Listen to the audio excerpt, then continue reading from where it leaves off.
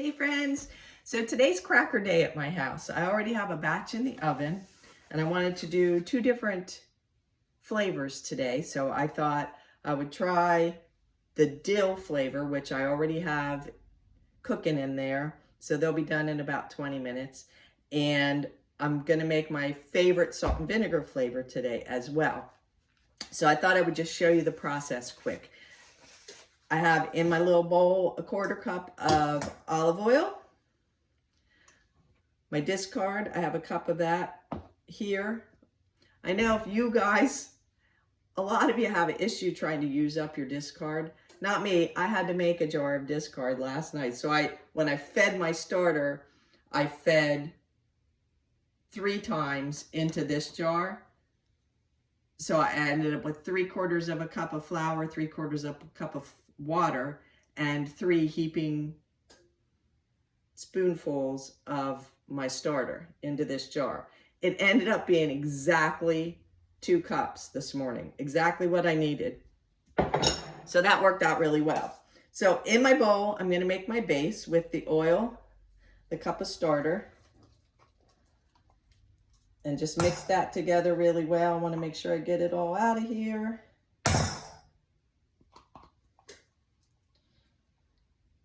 And then mix it together. There we go. Just stir this all together for my base of my crackers. Oops, I'm a little sloppy this morning. Until the oil's incorporated right into my sourdough discard. So it was a 1/4 cup of oil and a 1/4 cup of the sourdough discard. And now I'm going to take a cup of all-purpose flour. I'm using King Arthur all-purpose unbleached organic. And that's the all-purpose that I always use. I'm going to put about half of it in here. And stir that together. Get it all combined. At this point, it goes in really easily because it sucks up that flour. Add another about half of what's left.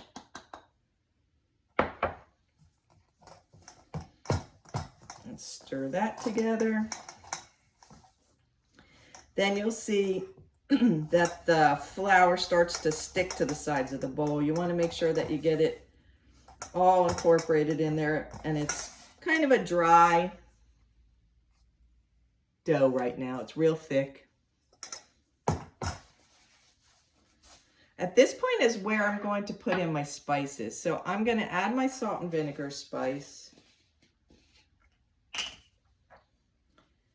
And I know from making this that instead of 2 tablespoons, I'm going to add 2.5 to give it just a little bit more flavor. It's not an exact science with this, it's more just to taste, so whatever you like is best. I'm going to dump that in there, and I'm going to get a tablespoon of flaxseed. I add the flaxseed to all of my crackers, no matter what they are, flavor-wise. It just adds some omega-3s, and it's really good for you, and it gives you a nice texture in the crackers. This is a ground flaxseed, happens to be organic. And I'm just going to mix this together a little bit before I add the rest of the flour.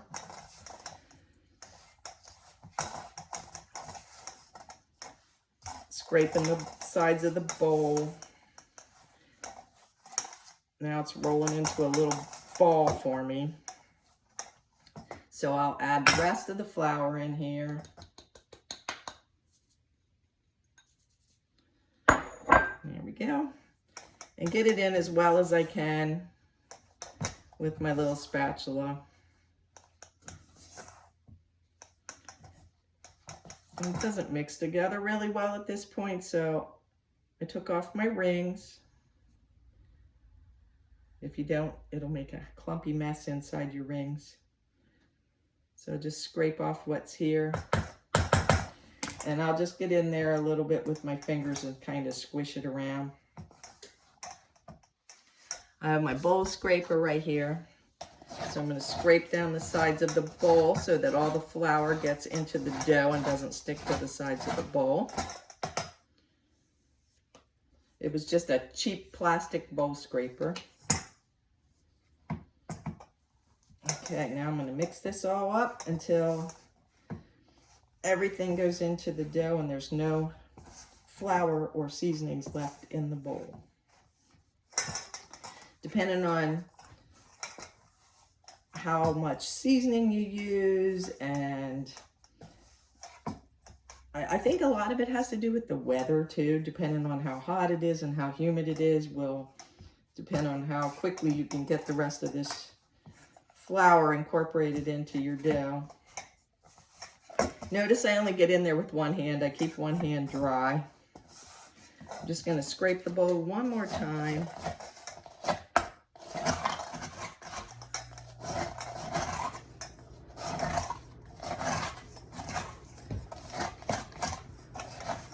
Get all that flour and stuff off the sides and the bottom of the bowl.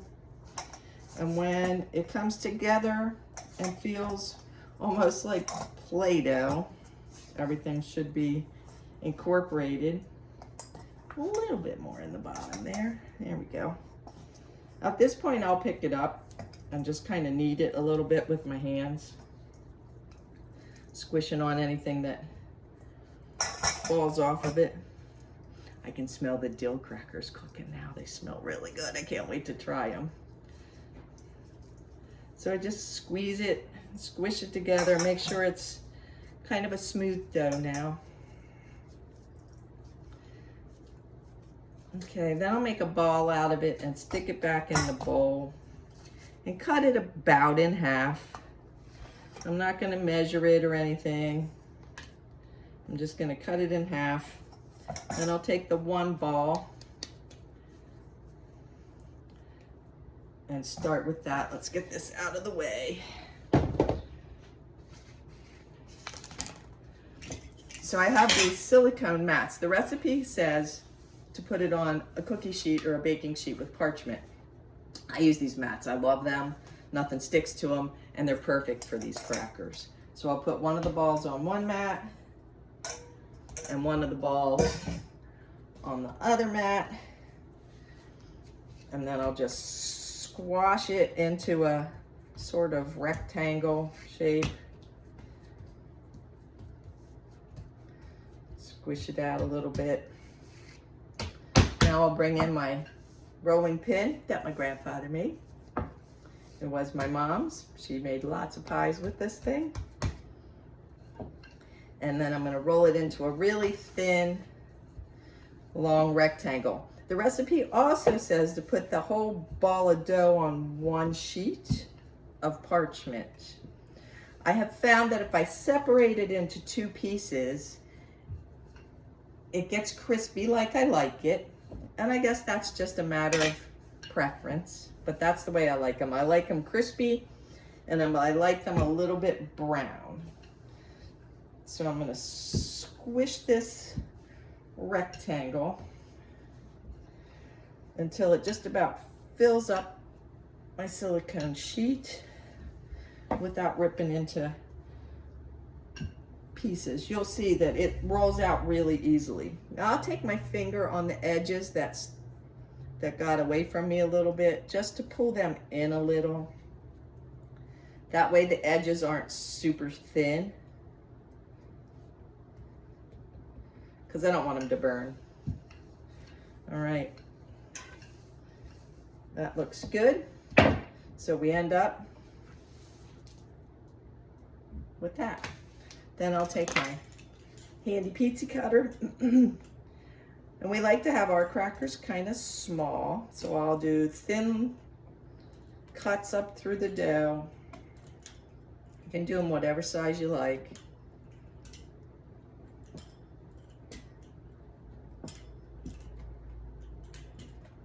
And then I flip it around and do it in the other direction.